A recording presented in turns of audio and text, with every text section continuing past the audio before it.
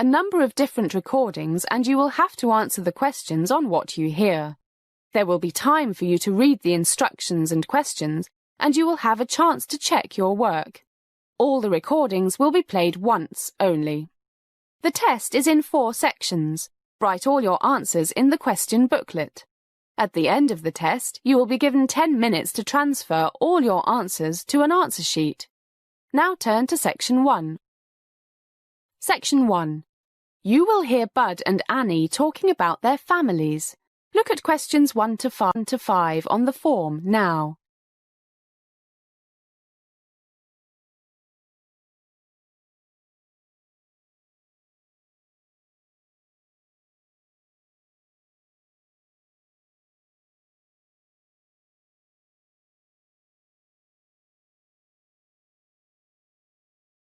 You will see that there is an example which has been done for you. On this occasion only, the conversation relating to this will be repeated. Hi, Annie. How are things? Awful, Bud. Awful. Why? What's happened? It's home. Mum's ill and Dad's been laid off, so he's in a really bad mood, and Susan won't be of any help. Your sister always was lazy.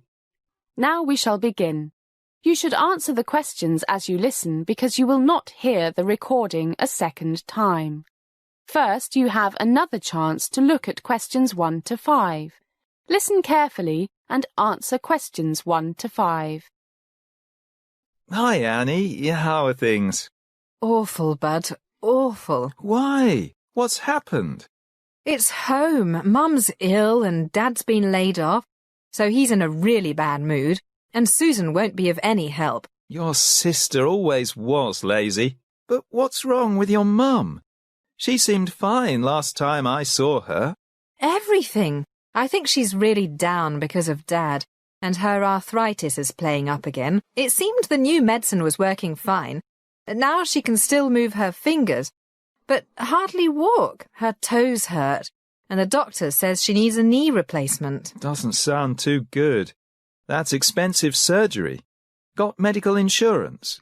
She was covered by my dad's, but that's finished since he lost his job, and money's really tight. A new knee costs about $10,000, so she'll have to put up with it for a while. God, that's awful. Maybe I should mention it to my uncle. The one who used to work at the hospital.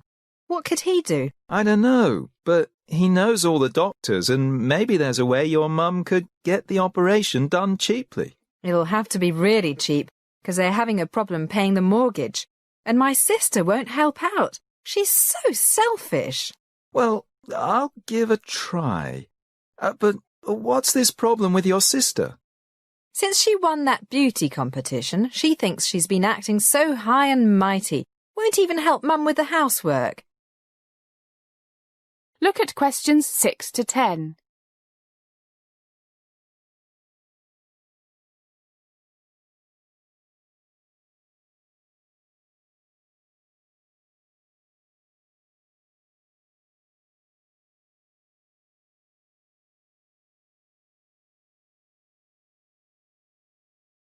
Now listen to more of the conversation between Bud and Annie and answer questions 6 to 10. Won't help your mum? No, spends all her time in front of the mirror, trying on different lipsticks. Sounds like my cousin. You know her, I think, Marianne.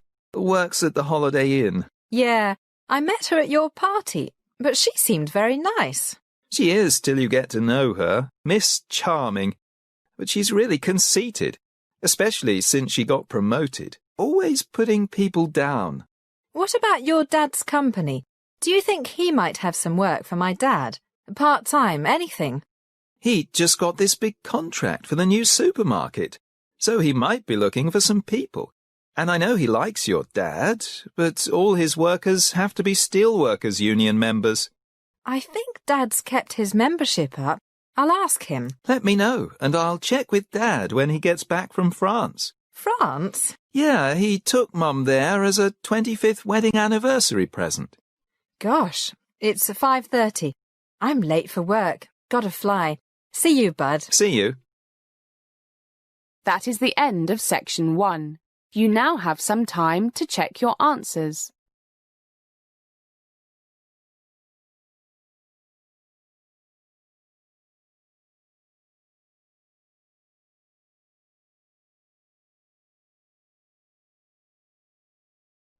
Now turn to section 2. Section 2. You will hear a bank manager talking about money management. First, look at questions 11 to 15.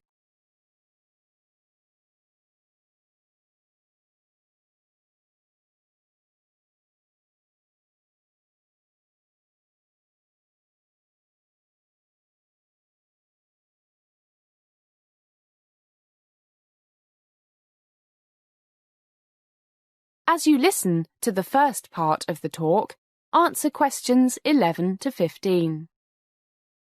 Good morning, everybody, and welcome to one of the Hong Kong's bank's lectures on money management.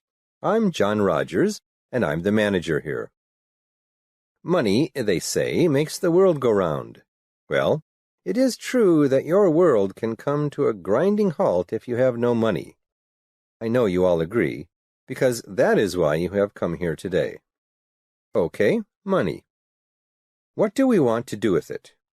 Most people want to enjoy the money they earn today, but also put some aside for a rainy day, the kids' education, that big house in the country you've always dreamed of, and, of course, retirement. In other words, they want to invest it. So let's talk for a little while on spending money wisely today, and then I'll talk about the various types of investment you can make. The first question is, how much of your income should you enjoy spending today, and how much should you save for the future? And the answer is different for different people. It depends on things like age, your health, how many children you have, etc. Well, my initial answer is, write out a budget for the necessities: food, rent, mortgage, and loan payments, clothing, health insurance, things like that. When most people do this, they say to themselves, "My goodness, I really only need to spend £1,500 a month. So how come I always spend nearly £2,500? My mother used to tell me, look after the pennies and the pounds will look after themselves." What to do? Discipline. I suggest you take out the cash you need every week from the bank and keep a record of what you buy with your credit card. And you must strictly limit what you spend every month to, for example, your budget for essentials, plus an amount, say 10%, for a bit of entertainment if you want, and the unexpected, like house repairs, that birthday present you forgot about, things like that. If after 3 weeks you find that you have nearly spent your budget for the month, then stay at home for a week. No fancy restaurants or drinking with the boys. As they say, there's no free lunch. As the talk continues, answer questions 16 to 20.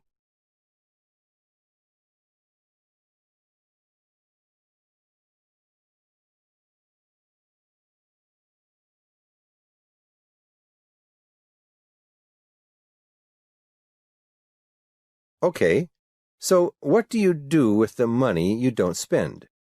Oh, one thing I forgot to mention. It's a good idea to always have some money in a current deposit at the bank in case of big surprises. Say 1,000 or so. Don't be tempted to use your credit card unless you absolutely have to. And get that safety cushion back in the bank as soon as you can. Right. So, what should you invest in? The list is endless. Real estate, stocks and shares, equity funds. Did I hear someone say gambling? Well, if you have a crystal ball, maybe. The government lottery? Someone once described it as a voluntary tax on fools. But I must admit I spend £1 or £2 on it every week, but no more. It brings a little bit of excitement into my life, even though I know I have a better chance of being struck by lightning than winning. Okay, let's start off with a basic principle. In general, the higher the potential for making a fortune by buying shares of a particular company, the one you have been told will be the next IBM in 3 weeks, the higher the risk.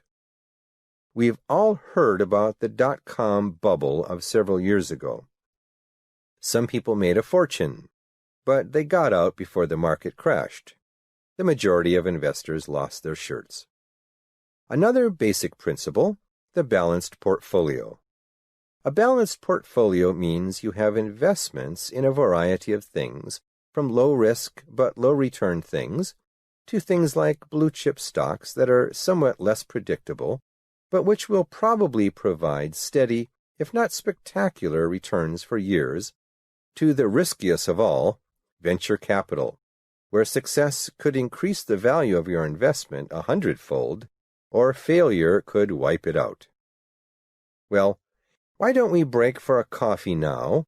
Then I will talk about the most common form of share ownership, common stock, which makes you become a part owner of the company itself, with voting rights and entitlement to dividend distribution if there is one.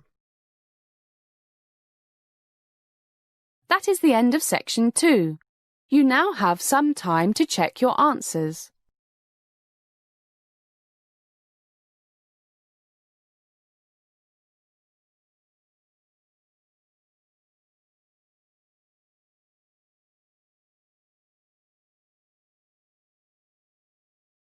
Now turn to section 3. Section 3. You will hear a college professor and 2 students talking about a course on shooting video projects. First, listen to the first part of the conversation and answer questions 21 to 25. You now have some time to read questions 21 to 25.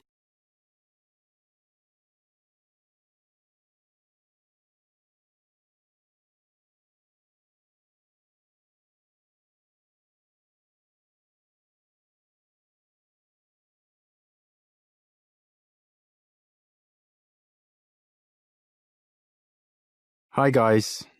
Hi, Professor Edwards. What's happening? Well, the department head just told me I've got to teach this course on making video documentaries. I know you two are really into videos. That documentary you made last term on homeless people was fantastic, and I've never thought this course before. I'm an old-fashioned film man, so I thought I'd get some suggestions from you on how to design this course. Well, I don't know if we can be much help, but we'll try. How exactly do you think we can help you? I suppose the first thing is, how much do most of the students know about video cameras? I don't want to waste time telling them stuff they already know. Actually, some of them have video cameras, but they only use them for home movies, that type of thing. Yeah, I don't think many of them know much about their cameras. Just point and shoot. So maybe I should start with the basics of the video camera. I think so. Otherwise, they will just put the thing on automatic and lose out on a lot of really good things you can do if you control the camera more yourself. I agree. But do you expect everyone to have their own video camera? Too expensive for a lot of them, but they can rent them. Doesn't cost too much. £5 to £15 a day, I think. Depends on the model. The thing I'm most interested in is getting them to plan their projects properly and be creative in their use of what they've got. Doesn't the film department have some cameras students can use? I checked that out. They've only got 3. Probably not enough. Do you think they need broadcast quality cameras? 3 CCDs, expensive stuff. As the conversation continues, answer questions 26 to 30. You now have some time to read questions 26 to 30.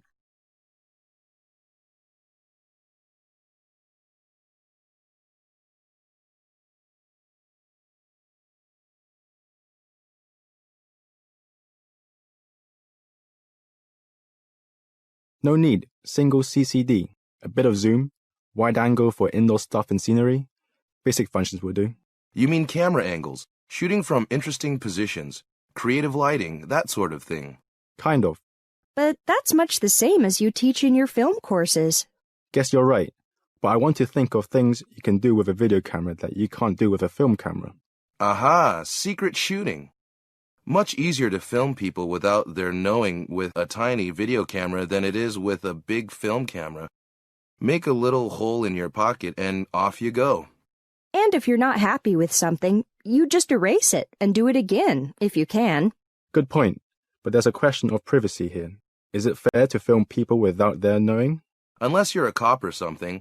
I suppose it's not, but it's often the only way to get what you want. I don't worry about these things. I just want to make good movies. Can't always do that if people know you're filming them. Well, I've never been taken to court for filming people without their knowing, but I agree, sometimes you have to.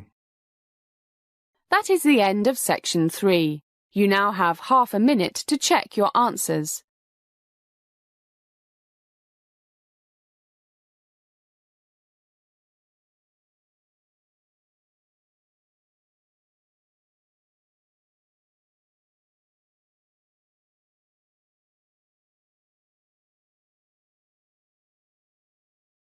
Now turn to section 4. Section 4. You are going to hear a lecture about various issues in land management and ownership systems by Professor Fred Roberts. You now have some time to read questions 31 to 40.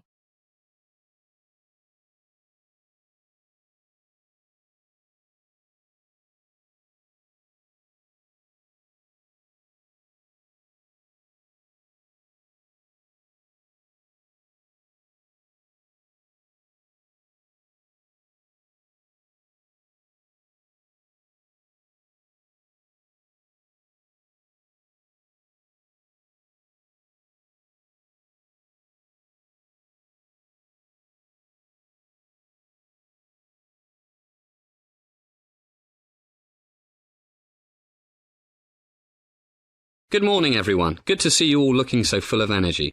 Today I'm going to give an overview of some general principles and issues relating to land management and ownership. Very important. If we look at history, it seems that much of it concerns conflict over religion, economic power and land. Often all three factors are involved together. The first question one asks when talking about land is, who owns it? What you can do with land you own depends on one's political views. A far-right conservative may say ownership is the socially supported power to do what you want with the land you own, with no control by government as long as what you do with it doesn't hurt others. You can imagine how different factions interpret hurt others. By contrast, the political left, socialists and, more to the left, communists say land ownership, private land ownership that is the root cause of much injustice in the world, and that the social protection of private land ownership can result in tyranny and oppression. They therefore argue for state, public and cooperative forms of land ownership. I would mention here that most of us take for granted the idea that everything must be owned by a person, people or an organisation. But some societies, notably some native North American tribes, seem to have no concept of personal ownership. It was normal for them simply to take anything they needed and for others to take it from them if they needed it. When European settlers came, the Indians behaved as usual, which led the Europeans to seeing them as thieves. But the European settlers grabbed the Native Americans' land, their most important possession. So who were the real thieves? However, in this day and age, it would be futile to think of getting rid of the concept of ownership. But let me return to land ownership. It's a complex issue. For example, should the owner have exclusive control over the rights of way, like traditional footpaths, or the migration routes of wild animals, or the ecologically important wetlands? Should the owner be allowed to destroy the whole lot by building expensive houses everywhere? Or what if the owner discovers hidden treasure that once belonged to the royal family? All such things raise questions of the rights of the owner as opposed to the rights of others, including animals, perhaps. Clearly, divergent views on such questions are a constant source of argument. What did the classical economists say about land ownership? Their positions were often rather ambiguous. Many of them seemed to consider it a necessary evil, and argued that it could not be defended if there was not some obligation to keep and improve the land. This is the concept of stewardship, that the land must be kept in good condition for future generations. But what if the owners were good stewards of their vast estates, but millions were going hungry. The Marxist answer was, and still is, land reform as a means of social justice. And in the 20th century, I mentioned ecological issues just now. Other reasons for legally restricting the rights of landowners have emerged. You can't cut the trees down because it would cause soil erosion that can spoil rivers hundreds of miles away. Pollution, the need to protect biodiversity, things that reduce the level of what we called nature's services to the general public, all have led to more restrictions on landowners' rights, at least in some countries, especially Europe. At the same time, property taxes have steadily increased to pay for essential services offered by the state or local government, such as firefighting. As these threats to the health of our planet get more serious, some people have argued that the ownership of natural capital, forests, wetlands, etc., will more and more be controlled by communal and not by private bodies. For example, the use by multinational companies of native plant varieties for modified crops and new drugs, plants that they seldom paid for in the past, are now increasingly recognized as belonging to the cultures or ecosystems from which they originated. But it seems to me that having the land and its flora and fauna owned by governments is no guarantee that they'll be used wisely, rather than for short-term profit. The evidence is that local ownership protected by law is usually the best answer. Okay, it will soon be time for a break, but before we have our coffee, I will give the answers to the two questions I asked you last time. What are the differences between leasehold and freehold? Essentially, the former allows possession for a limited time, while the latter is a special right granting the full use of real estate for an indeterminate time. In this country, most houses are sold with the land and the house itself freehold, whereas many flats are sold with a lease which was issued by the freeholder to the original leaseholder. The flat is then effectively owned by the leaseholder for an agreed number of years. That is the end of section 4. You now have half a minute to check your answers.